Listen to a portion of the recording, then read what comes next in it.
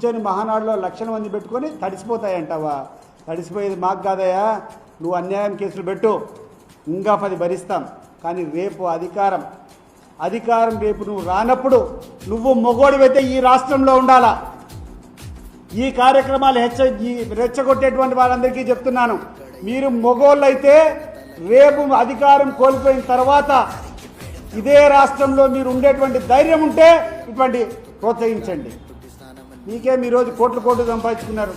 ఏ కార్యక్రమం చేసినా విపరీతమైనటువంటి కమిషన్లు, డబ్బులు తీసుకొని అధికారం పోతానే వెళ్ళిపోయేదని మీరు సిద్ధంగా ఉండరు.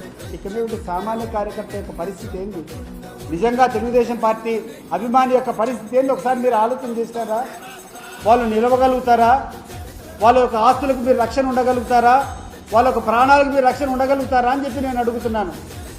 మంచితనాన్ని ప్రోత్సహించండి, మంచిని పెంచండి. ఒక